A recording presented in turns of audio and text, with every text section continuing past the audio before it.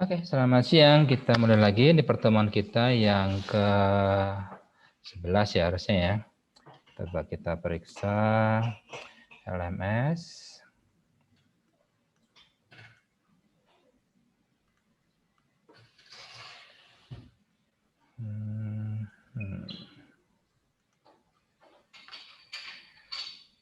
Pertemuan 11 tentang fog computing.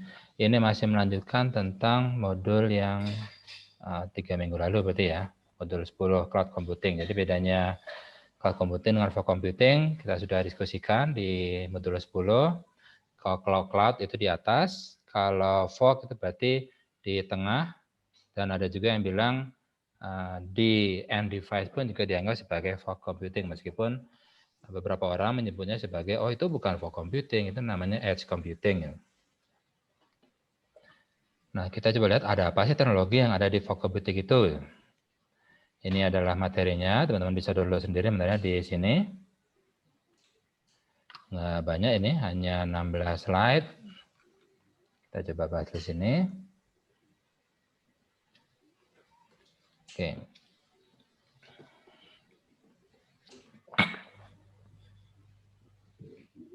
Nah, oke, apa yang harus kita perhatikan pada saat kita ingin melakukan atau mendefinisikan atau mendesain suatu jaringan IoT yang menggunakan fog computing?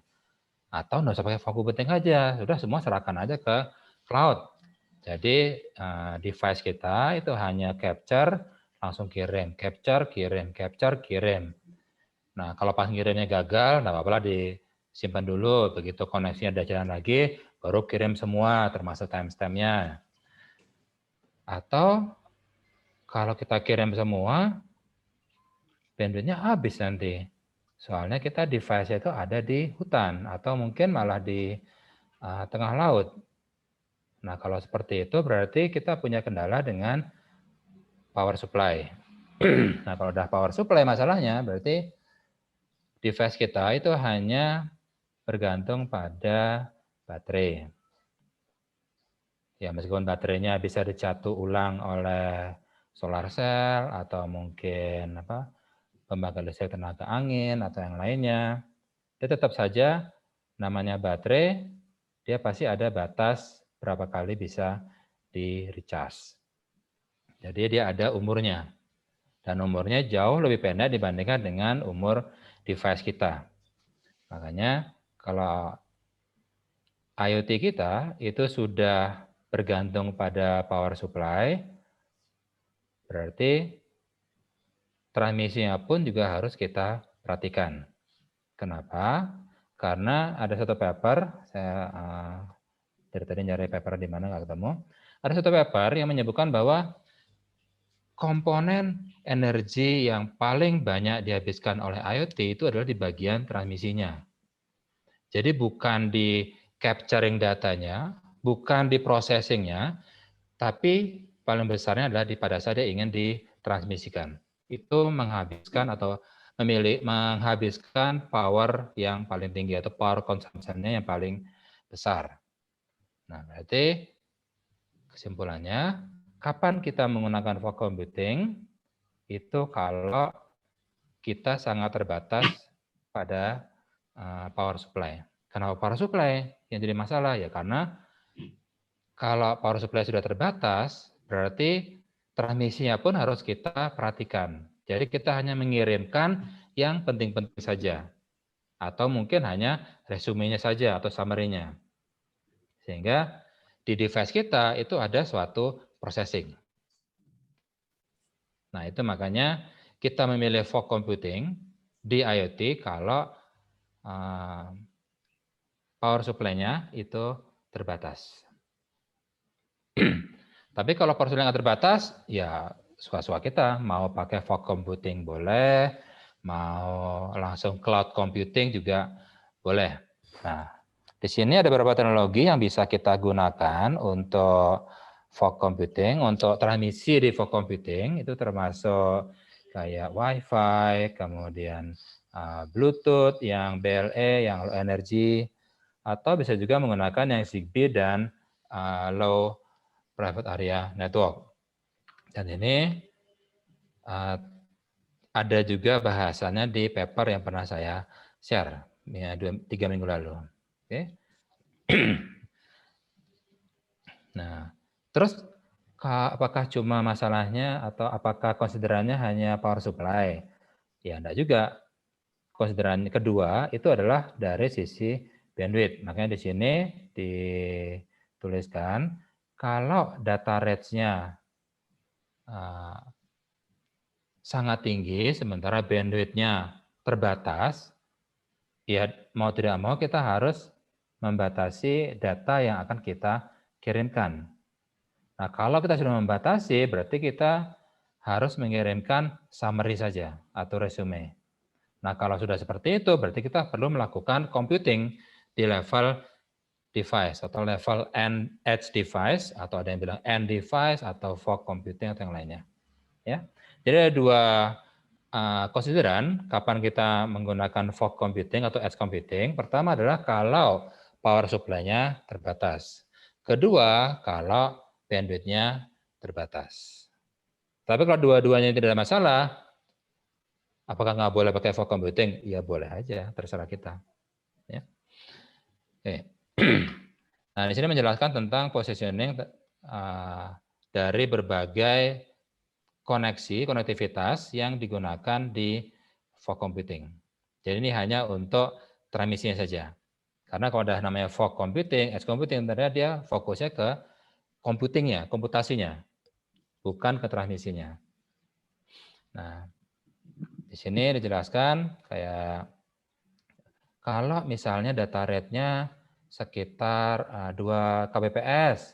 Kalau 2 kbps itu direkomendasikannya itu menggunakan yang kalau ada Zigbee, Bluetooth Low Energy, atau Z-Wave, Waze, atau Narrowband IoT, atau mungkin malah LoRa. Tapi kalau bandwidth transmisi datanya saya perlu besar nih, datanya besar banget nih, misalnya yang saya kirimkan itu bukan data pengukuran saja, tapi gambar. Jadi misalnya saya bikin autonomous CCTV. Nah, namanya sudah autonomous, berarti dia bisa ditempel dimanapun dan bisa bekerja mandiri. Jadi kita bikin suatu alat, device, dia bisa capture video atau gambar, dan kemudian dia hanya berbasis baterai. Kenapa baterai ya? Namanya juga autonomous, berarti kita bisa tempel dimanapun, misalnya di pohon atau di tiang listrik, kita iketin di sana. Jadi kita nggak perlu lagi mikirin, wah nanti power supply dari mana ya? Gitu. Ada colokan listriknya nih, gitu. Nah, kalau udah autonomous kita nggak perlu mikir seperti itu. Nah, kalau data yang dikirimkan adalah gambar, apalagi video, tentunya Zigbee, BLE, LoRa itu tidak akan kuat. Makanya kita pilihannya itu bisa menggunakan yang Bluetooth atau Wi-Fi. Cuma masalahnya kalau Wi-Fi, kalau Bluetooth, dia cakupannya sedikit. Kayak misalnya di sini Bluetooth, dia hanya maksimum 100 meter. Di sini ada tulisannya 100 meter, meskipun dalam kenyataannya nggak pernah sampai 100, paling hanya satuannya beberapa meter saja kalau udah Bluetooth itu. Nah, Wi-Fi pun juga demikian. Kalau udah lebih dari 200-300 meter, ya dia akan sangat kecil transmisi datanya. Kan Wi-Fi itu dia punya auto negotiate, begitu dari access point, begitu kliennya menjauh, maka metode komunikasinya dia akan degrading lagi, terus sampai akhirnya sampai suatu titik di mana dah yang penting bisa nyambung lah gitu. Meskipun datanya bandwidth sangat kecil sekali. Tapi begitu dia dekat, baru dia bisa kencang banget. Nah, memang Wi-Fi itu demikian. Tapi kalau misalnya teman-teman mengukur, saya pengen melihat relasi antara jarak klien dengan access point terhadap throughput misalnya. Tapi jaraknya cuma 3 meter, 5 meter, 7 meter, 9 meter, itu mah enggak akan ngaruh. Ngaruhnya kalau sudah puluhan meter, baru dia akan berpengaruh. Karena kalau kita lihat di biasanya kalau kita connect sama WiFi kan di pojok kiri bawah kalau pakai Windows, dia ada gambar segitiga, terus ada barnya gitu kan untuk menunjukkan kualitas sinyal carrier yang berasal dari access point. Nah, begitu dia penuh, maka itu berarti kecepatannya paling tinggi. Negosiasinya dia paling tinggi. Tapi begitu dia turun, misalnya cuma ada 4 bar, maka dia akan degrading sistem komunikasinya. Jadi modulasinya dia akan dikecilin, direndahin, sehingga data yang bisa ditransmisikan juga sedikit. Nah, kalau WiFi aja nggak kuat, terus gimana? Ya pilihannya adalah menggunakan LTE. Makanya kalau kita sudah bekerja di IoT, dan IoT-nya dipasang di misalnya hutan belantara atau mungkin ini aja perkebunan sawit. Perkebunan sawit kan tinggi pohonnya juga rata semua kan. Jadi ada satu antena keluar dan di bawahnya ada ini. Nah, terus koneksinya pakai dia LTE. Karena udah pakai LTE dia bisa jauh, bisa sampai 3.000 bahkan sampai 5.000 meter dari BTS-nya. Terus LoRa gimana? Nah, kalau LoRa jauh juga kan di dokumentasinya LoRa itu dibilang dia paling kecil, paling dayanya paling rendah, tapi dia bisa long range. Makanya di sini dia bisa sampai hampir 10 km. Cuma masalahnya tadi data yang bisa transmisikan itu sangat sedikit. Jadi kalau cuma capture temperatur hari ini berapa, jam segini berapa, kalau udah temperatur kan cuma angka yang kecil kan, nah itu bisa transmisikan lewat LoRa. Tapi kalau sudah modelnya gambar, kayak tadi kita studi kasusnya yang autonomous CCTV, nggak kuat LoRa. Pasti ada yang di atas ini, entah WiFi, Bluetooth, atau pakai yang LTE. Oke? Boleh tanya Pak? Monggo, silakan langsung aja. Ya, kalau yang sebelumnya tadi Pak, yang slide network versus distance. Nah ini kalau yang network versus powernya itu ada nggak Pak? Maksud saya begini, kalau misalkan customernya saya pengen yang paling awet, maksudnya paling lama lah si baterainya seperti itu. Maka ada nggak konsiderannya buat networknya itu Pak, yang dipilih gitu? Menarik. Ya, ini sebenarnya peluang riset ini, Mas Kolis. Jadi belum ada yang menganalisis sampai ke power consumption. Bahkan paper yang tebelnya itu, nah yang ini itu juga belum membahas sampai ke power. Makanya di sini hanya throughput, range, cuma itu aja pasti yang dibahas. Dia nggak sampai ke power consumption. Jadi kalau teman-teman belum punya ide tesis, nah ini bagus nih, bisa bikin suatu survei paper, siapa tahu di paper yang ini dia pernah teliti, tapi hanya untuk misalnya nerapin IoT dan datanya kecil. Nah itu kita masukkan ke gambar ini, sehingga gambar ini nanti jadi 3 dimensi. Jadi ada sumbu X-nya adalah distance, sumbu Y-nya misalnya adalah power, nah sumbu Z-nya adalah throughput-nya. Bagus, itu menarik, Koles, jadi bisa digunakan. Tapi memang belum ada. Adanya pun juga masih terpecah-pecah. Misalnya analisa di yang LTE saja, dan LTE-nya pun hanya untuk yang studi kasus apa. Gitu. Nah, belum ada yang membuat desainnya. Soalnya kalau yang ini datanya berasal dari standarnya. Makanya kayak tadi dibilang LoRa bisa sampai 10 km loh gitu. Padahal kenyataannya ya kalau di di hutan, di gunung itu mungkin bisa 10 km. Jadi nggak ada noise sama sekali dan loss antara device sama LoRa gateway-nya. Tapi begitu tengah kota, ya buru-buru 10 km, sekilo aja dah syukur nyampe datanya gitu. Jadi makanya memang LoRa, jadi meskipun di spek tag-nya dibilang ini bisa sampai 10 km, ya bisa aja, tapi pasti ada syarat ketentuan berlakunya. Seperti itu sih. Iya Pak, terima kasih Pak. Oke, makasih Mas Kolis. Ini ide menarik ini untuk ini tesis. Oke, kita lanjut lagi.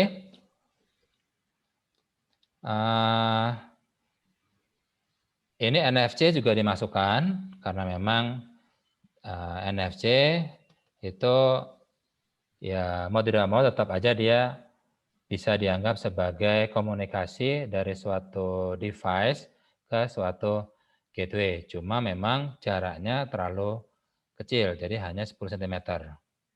Tapi ada beberapa riset yang justru menggunakan NFC ini untuk komunikasi yang memang jaraknya memang betulnya kecil. Contohnya waktu ada bukan penelitian ya, tapi dulu pernah ada suatu lomba. Jadi lomba itu untuk robot penjejak. Jadi robot penjejaknya itu dia diminta untuk mencari jalan untuk mencapai suatu titik melalui suatu maze. Nah, kalau dia menggunakan algoritma standar, dia pasti mencoba mencari semua pola jalur kan. Nah, tapi kemudian dikasih challenge, nanti di setiap titik itu dikasih suatu antena NFC, sehingga pada saat robotnya itu mendekat, dia tahu dia sudah pernah ke sini atau belum. Nah, itu menggunakan NFC. Itu ada beberapa, bukan beberapa sih, pernah ada lomba seperti itu. Nah, ide ini kemudian diteliti lebih lanjut untuk komunikasi mesin to mesin.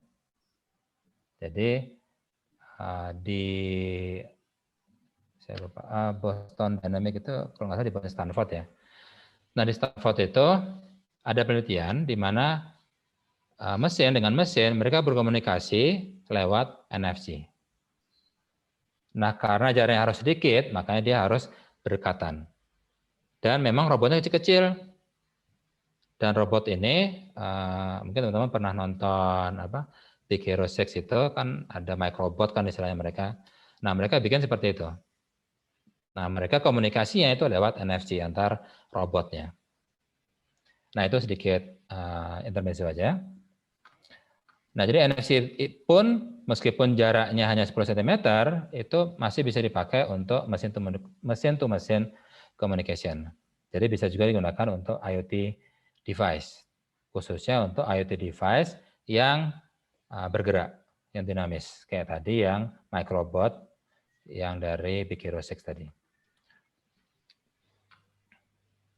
NFC ada beberapa kategori memang, ada yang bisa lumayan jauh dan ada yang dikit. Makanya mungkin teman-teman pernah kalau kita berkunjung ke perpustakaan, itu kan di buku-bukunya itu ada kayak kawat dililitin bentuk kumparan, sehingga nanti pada saat dia ditempel ke mesin bacanya, dia tahu ini ID-nya berapa, ID buku, ID RFID-nya itu berapa. Nah itu juga termasuk kategori NFC. Tapi ada juga yang dipakai di gelang.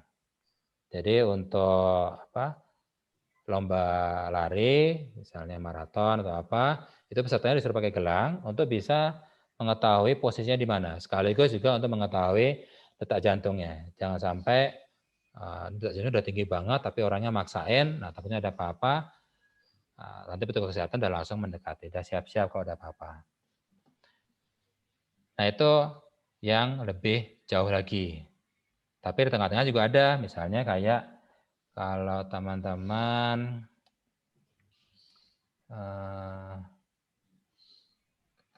kalau KTM itu kan dia jaraknya dikit kan sama ininya.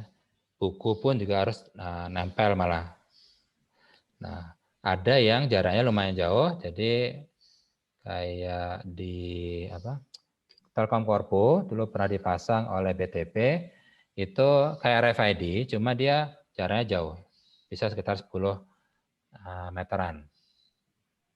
Jadi dengan harapan kalau ada pegawai masuk, dia nggak perlu ngetap lagi, tapi dia langsung dibaca oleh mesin penembak RFID tadi. Jadi bisa langsung ketahuan. Oke, itu sedikit tentang yang RFID dan NFC. Kemudian untuk healthcare, jadi dengan jarak yang dekat pun juga masih bisa kepakai untuk transmisi. Contohnya adalah untuk healthcare. Di healthcare di sini ada suatu konsep namanya body area network. Jadi di setiap titik itu dikasih sensor, misalnya di gelang, kemudian di dekat jantung, dan sensornya pun juga kecil-kecil. Jadi bukan seperti kalau kita lagi general check up itu harus ke kamar kan, ke kamar untuk EKG, ditempelin beberapa kayak sensor gitu sampai ke kaki, kakinya juga pakai penjepit, terus di tangan juga, terus diukur EKG-nya gimana. Terus setelah itu masuk ke kamar lainnya, misalnya dicek apanya, terus masuk kamar lainnya lagi dicek lagi apanya. Nah, di body area network itu kita membuat sebuah sistem di mana sistem itu dia langsung mengukur keseluruhan badan. Contohnya misalnya EKG diukur, kemudian nafas, kemudian blood pressure, glukosa, dan lain-lainnya. Dan semua data sensor itu langsung dikirimkan ke suatu device, dan device ini langsung dikirimkan ke komputer. Nah, di body area network ini, bahkan ada yang sudah membuat dalam bentuk jaket. Jadi jaketnya sudah dipasangin sensor, jadi orang tinggal pakai bajunya, terus disuruh diam misalnya berapa menit, terus setelah itu selesai. Jadi kita nggak perlu nempel-nempel sensornya lagi.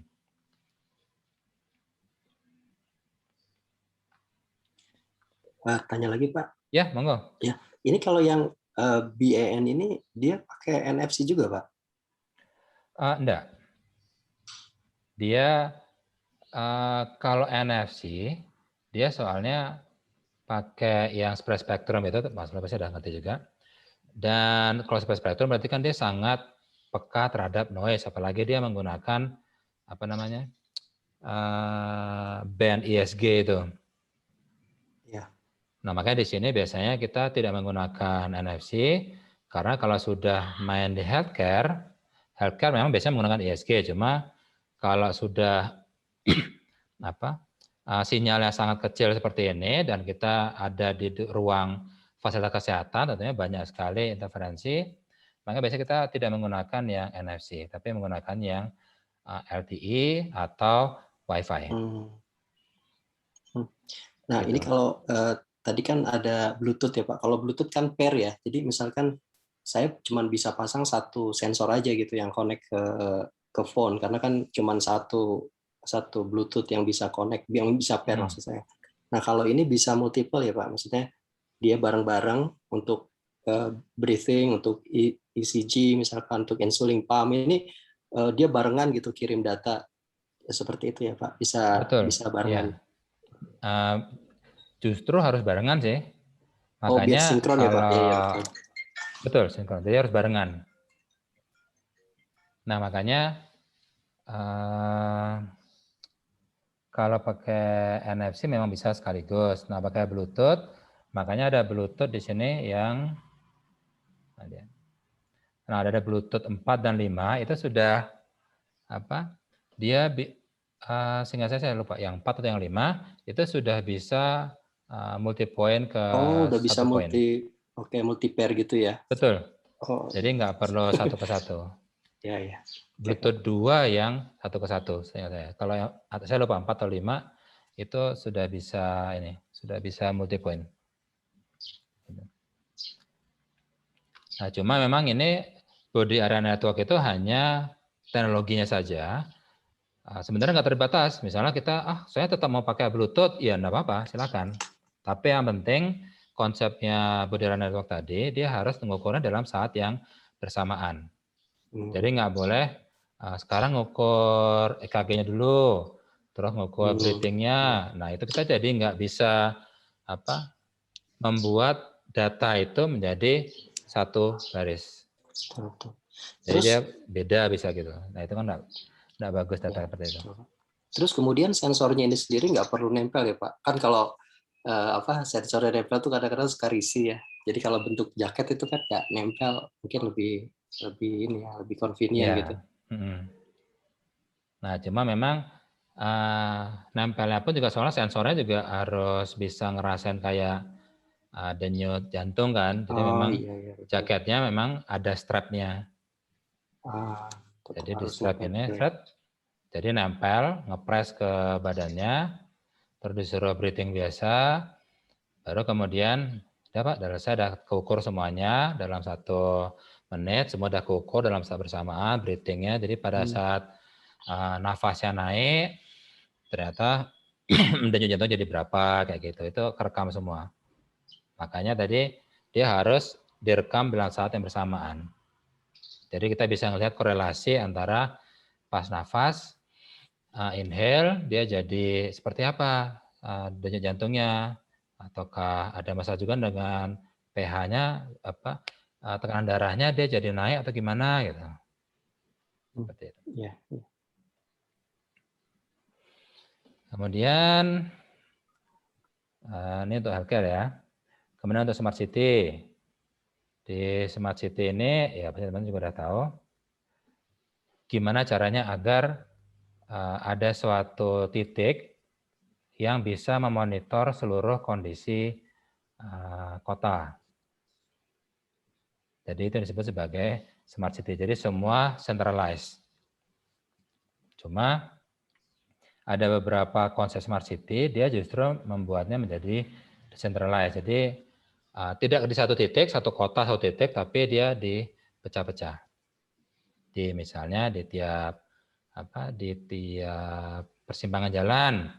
Misalnya kayak Jakarta itu kan kalau ada satu command center yang harus mengendalikan seluruh trafik di Jakarta kan ya lumayan pusing juga. Nah, kadang kita membuat sebuah sistem di mana sistem itu dia langsung otonomous dan dia bekerja hanya di suatu persimpangan. Jadi misalnya ada suatu persimpangan, nanti ada suatu CCTV ngelihat ke arah yang sini, ada CCTV ngelihat ke arah sini, ngelihat arah sini, lihat arah sini. Nanti dia lihat, oh ternyata di sini kok macet, panjang banget. Sementara yang di sininya sama di sininya lumayan sepi. Nah, nanti dia bisa mengatur timer dari lampu lalu lintasnya. Yang biasanya 60 detik, sekarang diubah. Jadi yang ini 90 detik, ya ini cuma jadi 30 detik. Karena toh ini lumayan kosong, ininya rame, maka dia jadi tujuannya untuk memperlancar yang di sini. Nah, itu salah satu contoh penggunaan fog computing, karena tadi kan komputernya di sini kan berarti, di persimpangannya itu. Fog computing di smart city. Dan memang kalau ngomong smart city itu luas banget, soalnya nggak hanya kayak otomasi, tapi juga kayak ekonomi. Tadi kita cuma hanya membahas mobility, tapi sebenarnya dia juga ada kayak environment, jadi kayak apa? Di semua titik persimpangan itu dikasih pengukur kualitas udara, misalnya seperti itu. Tapi dari kualitas udara itu kelihatan, oh kok di Jakarta Utara di bagian ini kok tinggi banget ya polusinya. Ya. Kenapa? Oh, ternyata di sana lagi ada kemacetan. Dan yang macet itu ternyata banyak bis dan truk yang notabene mengeluarkan asap hitam dari knalpotnya. Nah, itu nanti gimana caranya biar kita bisa di titik itu jangan terlalu tinggi gitu. Nah, nanti bisa berkoordinasi dengan smart mobility atau yang lainnya. Ya. Kemudian ada juga yang smart inhabitants. Nah, ini smart inhabitants itu gimana caranya biar suatu lingkungan, misalnya kayak apartemen atau perumahan, itu dia bisa sistemnya bisa bekerja secara otomatis. Karena itu definisi dari smart. Makanya dari beberapa literatur banyak membedakan antara smart dengan intelijen.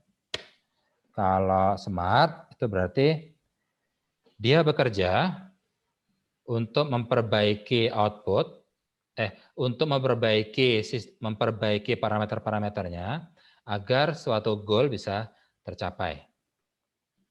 Dan caranya itu algoritmanya sudah tertanam. Jadi misalnya kalau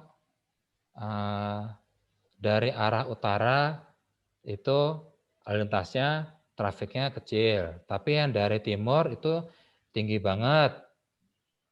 Maka sesuai algoritma yang saya punya, pokoknya target saya adalah jarak antrian mobil itu nggak boleh lebih dari 20 meter misalnya seperti itu.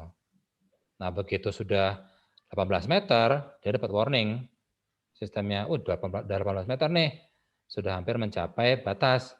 Maka dia langsung mencari algoritma yang paling tepat untuk gimana caranya biar 18 meter ini bisa berkurang. Nanti dia nyari, oh di sini tuh kok cuma 5 meter antriannya. Berarti di sini dilamain aja lampu merahnya, yang di sini lampu hijaunya dilamain. Seperti itu. Itu smart. Nah, kalau intelijen, dia di beberapa literatur dibilangnya dia bisa belajar dan bisa berkembang sendiri. Berarti dalam artian dia bisa mengupgrade algoritmanya dia sendiri. Makanya sampai sekarang emang agak susah untuk mencapai yang level intelijen. Biasanya kita sudah mendefinisikan nanti kalau gini gini, kalau gitu gini, kalau gini gini gini gitu. Yang penting targetnya tercapai.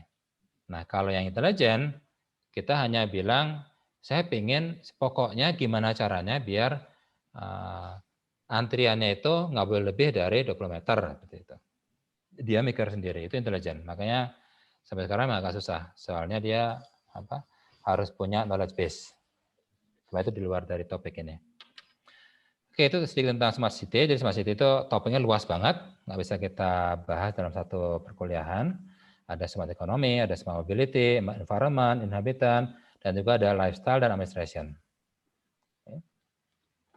Dan untuk koneksinya pun itu beragam, bergantung dari kondisi lapangan, bisa pakai 4G, 5G, Wi-Fi, Sigfox, atau LoRa, atau LTE, atau mungkin malah bisa pakai Bluetooth atau Zigbee untuk mesin-to-mesin communication atau yang lainnya. Nah, kemudian untuk yang di smart sendiri itu biasanya dibagi menjadi beberapa layer. Jadi layer pertama biasanya infrastrukturnya. Jadi kalau infrastrukturnya belum support untuk smart city, ya udah wassalam, nggak bisa dibikin smart jadinya. Makanya infrastrukturnya harus dibikin smart capable untuk smart city dulu. Baru setelah itu connectivity-nya, apakah sudah siap atau belum, nah baru kemudian bisa kita menggelar manajemen platform. Nah ini biasanya 3 level, 3 layer yang perlu dipertimbangkan pada saat kita ingin membuat suatu city menjadi smart. Jadi kita nggak bisa mengharapkan misalnya suatu persimpangan nanti bisa mengatur sendiri, ini nanti jadi 30 detik, ini jadi 60 detik. Ya. Karena ternyata timernya itu sudah terdefinisi paten di dalam mesinnya. Jadi nggak bisa diubah lagi. Tapi ada beberapa persimpangan yang ada kontrolnya kan. Jadi biasanya persimpangan yang besar itu ada suatu pulau di sini. Di situ biasanya ada polisi yang ngatur mana yang dicepetin, mana yang dilamain, gitu. Sesuai dengan kondisi di lapangan. Tapi tetap harus polisi yang ngatur. Nah, daripada polisi yang ngatur, kenapa enggak kita lakukan secara remote?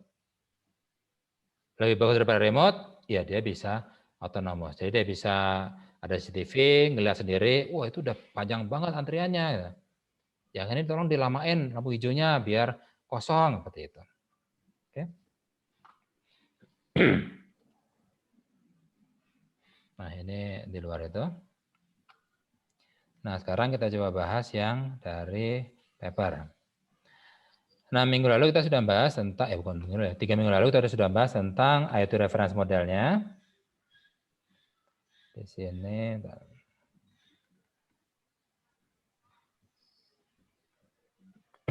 nah di sini ada 7 layer, physical, data link, network, transport, itu sudah sama seperti yang 7 layer OC. Hanya saja kalau di 7 layer OC, setelahnya transport kan ada session, presentation, baru kemudian application. Nah, dari transport di sini langsung aplikasi, dan dari aplikasi di atasnya dikasih data atau media type-nya. Nah, baru kemudian ada IoT application dan device management. Nah, di sini jelaskan tentang data link layer-nya. Ini data link layer. Di layer 2. Di sini jelaskan untuk data link layer itu ada beberapa teknologi yang bisa digunakan. Ada NFC, itu kalau sesuai standarnya dia bisa sampai 424 kbps throughput-nya. Range-nya berapa? 10 cm saja. Kemudian bisa mobility enggak? Bisa. Kemudian ada Zigbee, ada Bluetooth. Bluetooth bisa sampai 1000 kbps, berarti bisa 1 Mbps.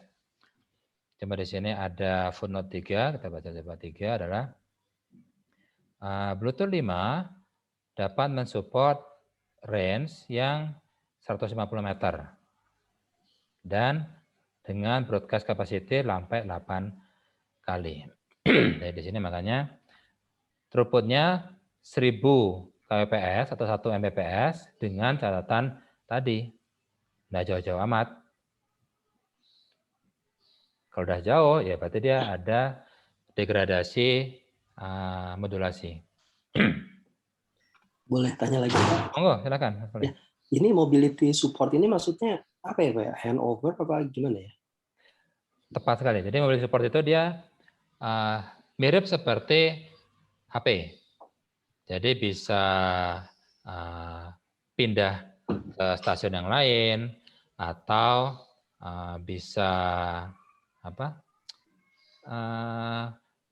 Kalau dia menjauh, dia bisa degradasi modulasinya. Itu mobility support. Nah, di sini semuanya ya, karena memang kayak LoRaWAN itu dia sepanjang LoRa gateway-nya dia punya ID yang sama, kita bisa LoRa kliennya itu bisa nyari sendiri mana yang paling kuat. Jadi kayak WiFi mana paling kuat, respon mana yang paling kuat, dan ikut ke sana. Tapi begitu cuma ada satu dan ini menjauh, dia bisa degrading modulasinya. Itu mobility support. Jadi dia bisa bergerak. Nah, kalau yang saya bayangkan kayak misalkan Bluetooth gitu ya. Jadi kalau dia itu pair ke satu mobile station, ke satu handphone, kemudian misalkan si Bluetooth device-nya itu saya pindah untuk supaya dia itu connect ke UI yang lain gitu, itu kan harus disconnect terus kemudian harus pair lagi sama yang lainnya gitu. Yang saya bayangin begitu, atau maksud dari mobility di sini lokasi dari si Bluetooth device-nya itu bisa di mana saja gitu, tapi selagi dia masih bisa terjangkau oleh akses point ini dia masih bisa dilayani gitu. Seperti apa ya? belum maksa itu. Di sini ada penjelasannya sih, bentar. Sehingga saya ada penjelasannya, bentar. Coba ya kita search saja.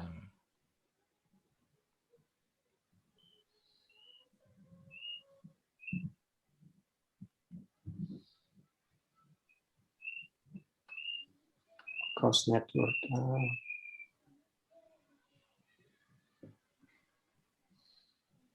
Ini. Hmm.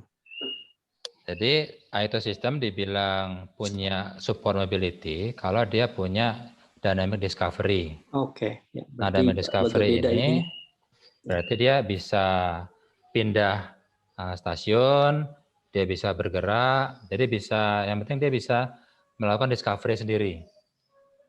Ya, oke Pak. Nah, Jelas, Pak. kenapa Bluetooth termasuk pada mobility support-nya ada? Bentar, ini kita terlalu jauh ke bawah. Dibilang mobility support-nya ada, itu karena di Bluetooth 5 itu dia sudah bisa tadi pindah. Jadi nggak perlu pairing-nya satu ke satu, tapi dia bisa satu ke salah satu ID. Jadi bukan ke level hardware-nya. Kan biasanya kalau kita Bluetooth itu dia ngunci di ID ya? Hardware-nya. Di MAC address-nya itu. Ya, kayak MAC address lah gitu. Cuma kalau yang Bluetooth 5 ini, dia sudah levelnya, layarnya ada di atas. Jadi nggak perlu ngunci. Okay. Jadi kuncinya sudah kayak access point, yang penting SSID-nya sama gitu. Gitu. Ya, oke Pak, baik Pak. Pertanyaan menarik tadi.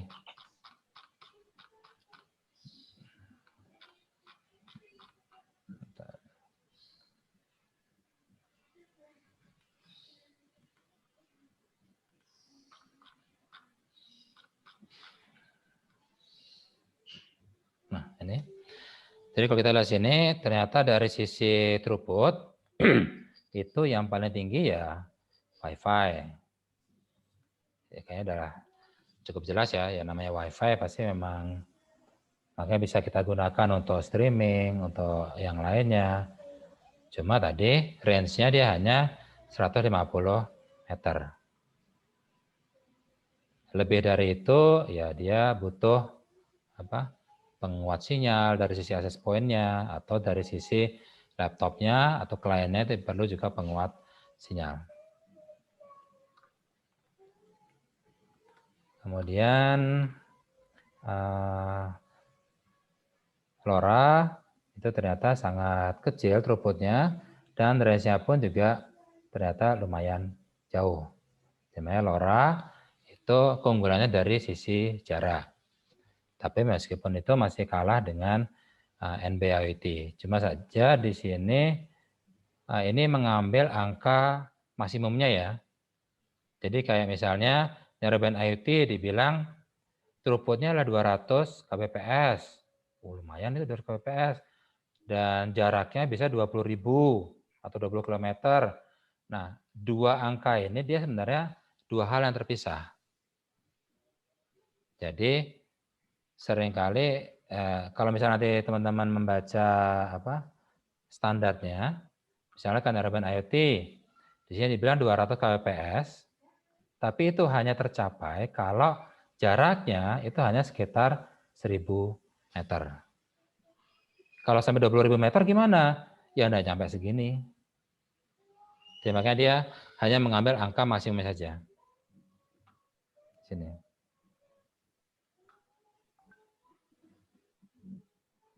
Nah, saya dibilang ada ada beberapa syarat yang harus terpenuhi. Jadi bukannya NB-IoT berarti throughput-nya 200 kbps dan range-nya bisa sampai segini, berarti unggul banget dong Narrowband IoT. Padahal ya 200 ini tercapai kalau range-nya hanya berapa. Dan range ini tercapai kalau throughput-nya hanya berapa. Seperti itu. Oke.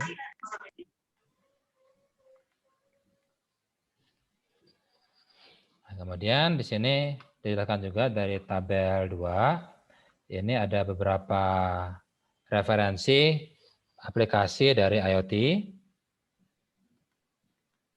Misalnya di suatu industri otomasi, itu biasanya kan kalau ada industri otomasi berarti kan pabrik dan dia sistemnya tertutup di suatu gedung. Tapi meskipun tertutup, dia loss semua, jadi terbuka. Karena biasanya pakai bahan berjalan, dan dari atas ini dia jadi terbuka. Jadi nggak ada lantai-lantai seperti itu. Maka range-nya itu 10 meter sampai 50 meter. Dan teknologi yang biasa dipilih itu LoRa, Zigbee, sama wireless HART. Teman kita nggak masuk di sini ya. Kemudian ada smart metering. Soal itu teman-teman pasti pernah dengar. Jadi meteran listrik itu dikasih suatu IoT sehingga penggunaannya itu langsung dilaporkan secara real time atau secara summary ke suatu pusat, titik pusat. Atau nggak perlu dilempar ke sampai titik pusat, tapi misalnya petugas datang, jadi nggak perlu masuk ke rumahnya, cukup dari pagar, dia ngelihat, oh ada smart metering nih di rumah ini, dia ngecek, sekarang penggunaan sampai berapa? Oh sekian, oke dicatat seperti itu. Nah itu disebut sebagai smart metering. Makanya pilihannya itu antara LoRa atau wireless N. Dan range-nya itu bisa sampai belasan bahkan sampai puluhan kilometer. Kalau dia dikirimkan langsung ke satu titik pusat. Jadi nggak perlu lagi ada petugas yang ngiderin ke rumah-rumah. Kemudian smart building, itu range-nya paling cuma berapa meter, 10 sampai 25 meter, karena biasanya kan sudah ada lantai-lantai kan. Nah, kalau dari lantai berarti kan sudah susah untuk nembus sinyal-sinyalnya, karena hampir semua teknologi di sini itu menggunakan spread spectrum atau CDMA. Nah, kalau sudah pakai CDMA, berarti kan dia mainnya sudah di level sedikit di atas noise kan. Nanti begitu bangunannya sudah banyak kawat bajanya, banyak betonnya, ada lantainya, itu pasti sinyal sudah hancur. Makanya tiap lantai nanti harus kita pasang antena-antenanya. Nah, makanya di sini untuk smart building itu range-nya hanya 10 sampai 250 meter. Dan biasanya diterapkan dengan menggunakan LoRa atau Sigfox. Kok dari LoRa semua? Ya emang LoRa ini yang paling banyak penetrasinya. Dia paling tinggi penetrasinya di pasar sehingga banyak yang menggunakan LoRa. Terus kalau enggak LoRa, kita juga bisa pakai misalnya BLE untuk health monitoring. Jadi yang tadi kayak body area network, tapi mungkin tidak hanya body area network, tapi hanya health monitoring. Jadi misalnya hanya untuk kondisi udara di rumah, apakah bagus atau enggak. Itu juga termasuk kategori aplikasi health monitoring. Nah, kalau yang wearable itu baru yang tadi kayak di gelang atau di headband atau yang di pinggang. Nah, makanya jaraknya hanya 30 sampai 50 meter, juga kayak ketinggian deh. Nah, terus kayak misalnya consumer elektronik. Jadi misalnya saya lagi mager nih, lagi malas gerak, saya perlu nyalain lampu depan rumah. Ya udah saya tinggal nyalain HP, kemudian saya pasang, saya aktifkan, dan kemudian saya lampu yang mana nih? Oh yang itu, oke, nyala ya, gitu. Akhirnya nyala.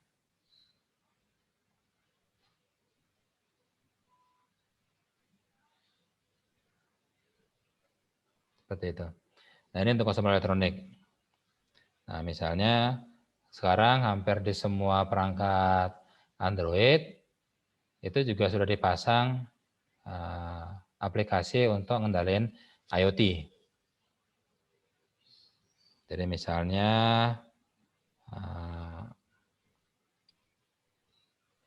di sini saya ada aplikasi yang sudah dibawa oleh Android. Saya bisa ngandaliin AC, kemudian saya bisa ngendaliin TV, kemudian bisa juga untuk mesin cuci, WiFi juga, semua bisa kita set. Nah, cuma dia memang teknologinya sudah terdefinisi. Karena kayak ini saya pakai yang Samsung, dia hanya bisa menerima yang menggunakan Zigbee. Jadi di luar dari protokol Zigbee dia nggak mau, dia nggak bisa nangkap. Nah, itu adalah contoh untuk yang consumer elektronik. Oke, jadi kalau kita ingin mendesain suatu sistem IoT, tentunya kita harus melihat aplikasinya ada di mana, dan kemudian baru kita milih teknologinya apa.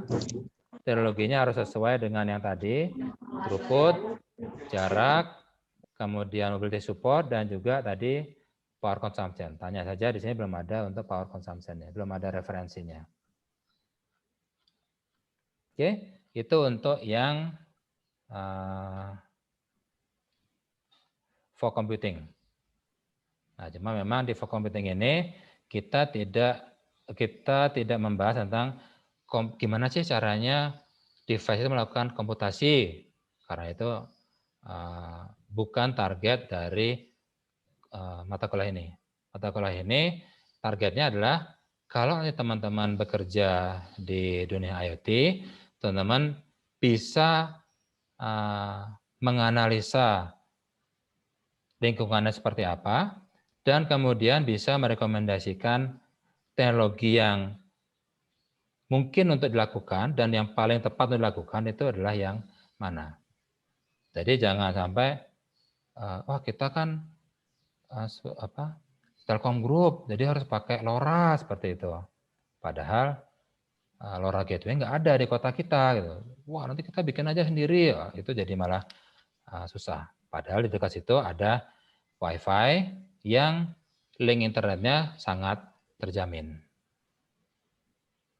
Jadi itu output dari mata kuliah ini.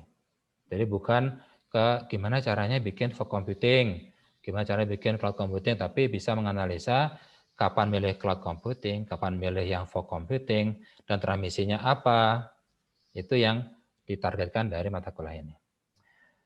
Oke, ada pertanyaan? Sudah hampir sejam.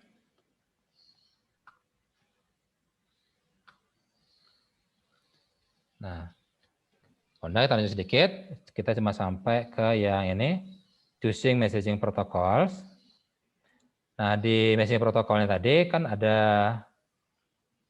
banyak pilihan tadi kan.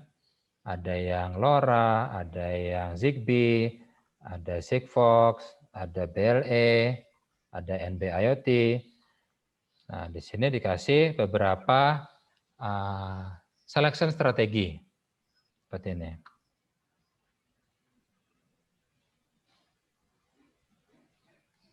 Seperti apa requirement sistemnya gitu. Contoh misalnya perangkat-perangkatnya sudah built-in Zigbee.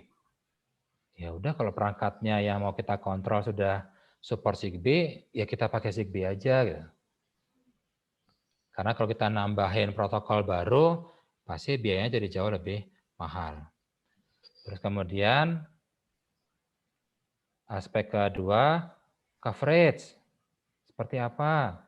Apakah dia 20 meter, 50 meter, apakah dia loss atau ada penghalang. Kemudian jenis komunikasinya seperti apa? Di layar aplikasinya ya. Apakah menggunakan HTTP, apakah menggunakan MQTT, karena pemilihan jenis komunikasi di layar aplikasi itu sangat berpengaruh. Kita coba lihat ya, application layer, tarikan di sini. Application layer itu ada MQTT, ada HTTP, ada COAP, ada XMPP. Kita pilih yang mana? Soalnya kalau kita misalnya pilih HTTP, oke. Kalau HTTP sederhana, soalnya kita cuma pakai get, put, seperti itu. Cuma jangan lupa, kalau HTTP, kita harus maintain session. Kalau sessionnya sudah expired, Nanti jadi kita harus three-way handshaking lagi, kayak pakai apa, SYN, acknowledge, seperti itu.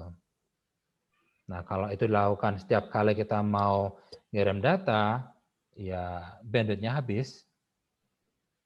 Nah, makanya banyak orang, oh kalau model seperti itu, udah pakai MQTT saja. Ya. Kemudian faktor yang lainnya, faktor keempat adalah sebelumnya sudah biasa pakai apa gitu. Kalau memang saya sudah biasa apa, misalnya operatornya saya biasa pakai LoRa Pak. Ya. Soal kemarin pasti kuliah pakainya LoRa. Ya. Itu juga bisa jadi konsideran. Kemudian technical knowledge-nya gimana?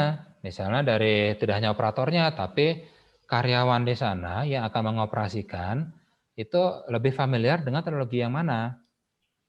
Apakah WiFi? Oh, WiFi semua orang pasti tahu kan. WiFi-nya juga ada. Link internetnya terjamin, lancar terus, nggak pernah ada mati.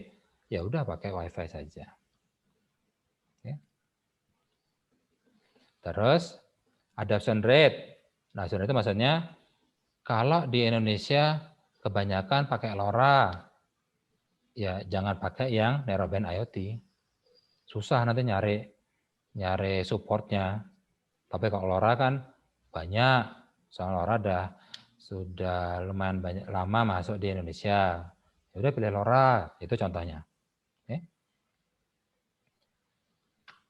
Kemudian komunikasi yang digunakan apa? Nah ini juga kita perlu perhatikan apakah dia device to device, jadi ngobrol device ke device atau device ke aplikasi, jadi langsung ke misalnya ke cloud, atau device ke gateway, atau device langsung ke cloud. Seperti ini. Nah, karena keempat komunikasi ini menentukan juga untuk teknologi yang kita gunakan. Kalau nanti komunikasinya lebih banyak device ke cloud, oh berarti kok device ke cloud bandwidth-nya harus stabil, tidak perlu besar, karena data yang dikirimkan kecil-kecil meskipun sering. Terus storage di sana juga harus besar. Jadi komunikasi yang penting, komunikasi kecil tidak apa-apa, yang penting stabil. Terus kalau device to gateway, berarti komunikasi dari device sampai ke gateway, sampai ke titik gedung aja misalnya, itu harus lancar.